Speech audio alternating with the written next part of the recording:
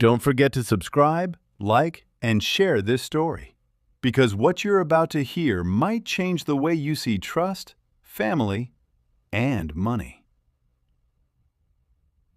In a small, remote village in West Africa, where red dust clings to your feet and the sun seems to whisper the secrets of the ancestors, there lived a young man named Derick. He wasn't foolish, nor lacking intelligence, but he lacked discipline. He loved easy money, appearances, and above all, fast wealth.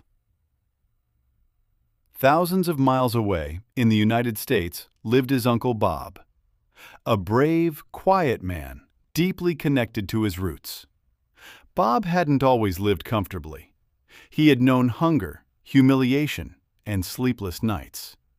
He left his country with one dream: to succeed, and one day return to change his family's life. And against all odds, God opened doors for him.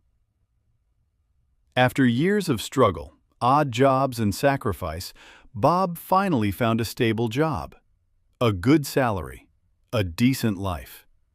But despite everything, his heart remained in the village. Every call with his family reminded him where he came from. Every memory reignited a promise to build something great for his loved ones. That's when he decided to trust Derick.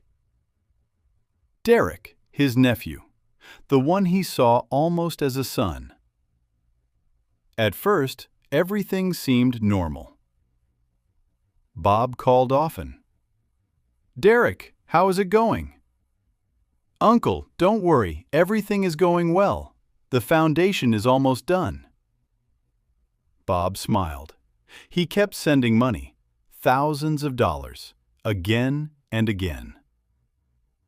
But the truth was very different. Derick wasn't building anything, or rather, almost nothing. Every transfer became an excuse to party. Nights in clubs, expensive bottles, designer clothes. He built himself a reputation in the village, that of a rich man. But that wealth wasn't his. Meanwhile, to deceive Bob, he used a house under construction that belonged to someone else. He filmed it, sent videos, and pretended it was his uncle's project. "You see, Uncle, we're making progress. Soon you'll be proud." Bob, with tears in his eyes, watched those videos with emotion. He had no idea he was being betrayed. Months passed. Then years. The villa seemed to progress, but was never finished. And one day, Bob made a decision. He wouldn't tell anyone. He would return home to make a surprise. On the plane, his heart was racing. He imagined his brother's face, his family's joy, and especially the moment he would offer that beautiful villa. Because yes, the house wasn't for him. It was for his brother, a gift, a symbol of love. When he arrived at the village, no one expected him. The screams of joy, the hugs, the tears, everything was genuine. Except one person, Derick. As soon as he heard Bob had arrived, his blood ran cold. He understood immediately. Everything was about to be exposed. So he improvised. "Uncle, what a surprise! But you should have told me. The house isn't ready yet." Bob smiled. "That's okay. Show me." Derick started going in circles. One excuse, then another. "Today is not possible. The workers, the site, maybe tomorrow." But Bob hadn't come all that way to wait. They eventually went to the site, and then everything collapsed. The real owner showed up, furious. "What are you doing here? This house is not yours." Silence fell like a blade. Bob looked at Derick. Derick could no longer run. The truth had come out. The betrayal was complete, but the worst was yet to come. Later, away from everyone, Derick confronted Bob. His face was no longer that of a loving nephew. It was the face of a man consumed by jealousy. "You think it's easy for me here? You live a good life over there, and I'm stuck here." Bob stayed silent. "All that money, I needed it. And you know what? Even if you talk, no one will believe you. I have power here." Then his voice turned darker. "If you keep going, I'll use things you don't understand. Mystical things. You don't know me." Bob felt a chill, but he didn't back down. "It's not money that destroyed you, Derick. It's your heart." Those words hit hard. But Derick was too far gone. What he didn't know was that Bob wasn't naive. Before even sending all that money, Bob had already secured his future. The house he wanted to give his brother had already been bought elsewhere. Quietly, legally, without involving Derick.